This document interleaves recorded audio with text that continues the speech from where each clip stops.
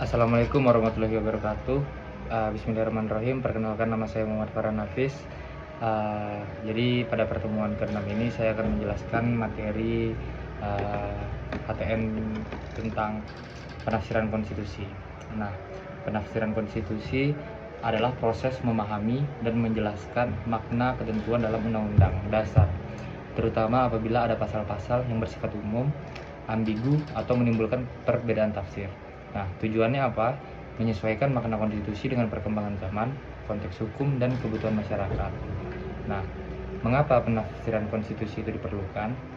Yang pertama, pasal-pasal dalam Undang-Undang Dasar 1945 sering bersifat singkat dan umum, sehingga memerlukan penafsiran yang lebih lanjut bagaimana kita bisa menafsirkan pasal ini, menginterpretasikan pasal ini agar tercapainya kepastian hukum itu sendiri.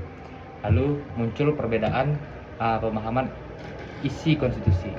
Sering sekali berbeda pendapat ahli dalam menafsirkan hukum itu sendiri. Jadi makanya memerlukan skill ataupun memerlukan ilmu bagaimana seseorang itu bisa memahami konstitusi itu, pasal-pasal yang ada dalam Undang-Undang Dasar itu secara jelas dan secara benar. Lalu mengatasi masalah konstitusional yang tidak secara eksplisit diatur. Nah, maksudnya secara eksplisit itu apa? Itu tidak secara merujuk, tapi itu masih secara general. Makanya untuk mengkerucutkan pengertian dari konstitusi itu memerlukan penafsiran konstitusi itu sendiri. Lalu menjawab kebutuhan penegakan keadilan konstitusional. Jadi dalam menegakkan keadilan agar tidak agar tercapainya kepastian dalam hukum itu sendiri, makanya perlu saya masukkan menjawab kebutuhan untuk penegakan keadilan konstitusional. Lalu siapa yang berwenang menafsirkan konstitusi di Indonesia itu? Yang pertama ada Mahkamah Konstitusi. Nah, lembaga utama yang menafsirkan konstitusi secara resmi.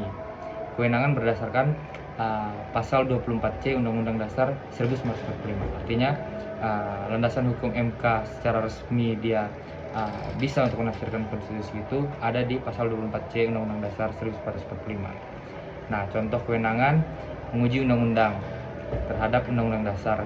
Nah, memutuskan sengketa kewenangan lembaga negara.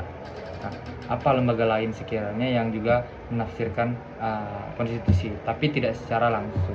Yang pertama ada DPR dan Presiden. Saat mereka itu membuat undang-undang. Lalu ada Mahkamah Agung dan PT UN. Nah, Mahkamah Agung dan Pengadilan Tata Usaha Negara dalam menegakkan hukum, meskipun bukan tafsir konstitusi secara langsung, tapi ia dalam memutuskan perkara di tingkat kasasi ataupun tata usaha negara itu secara tidak langsung mereka menafsirkan konstitusi itu dan wajib secara jelas. Lalu akademisi dan praktisi hukum, nah itu memberikan penafsiran pandangan-pandangan tafsir non formal. Lalu macam-macam penafsiran konstitusi itu jenis penafsirannya ada penafsiran gramatikal, sistematis, historis, teologis, sosiologis, serta komparatif. Nah, itu penjelasannya saya kasih secara singkat. Yang gramatikal menafsirkan berdasarkan arti atau kalimat secara bahasa. Terus secara sistematis berdasarkan hubungan antar pasal dan undang-undang dasar. Secara historis berdasarkan sejarah dan maksud perumus undang-undang dasar. Teologis berdasarkan tujuan dari konstitusi itu sendiri dan menyesuaikan kondisi masyarakat saat ini. Itu kalau sosiologis mah. Kalau komparatifnya dibandingkan dengan konstitusi negara lain, undang-undang dasar di Indonesia itu dibandingkan nih dengan undang-undang dasar ataupun konstitusi yang ada di negara lain. Mungkin begitu saja yang dapat saya sampaikan. Lebih dan kurang mohon maaf. Wabillahi taufiq wal hidayah. Wassalamualaikum warahmatullahi wabarakatuh.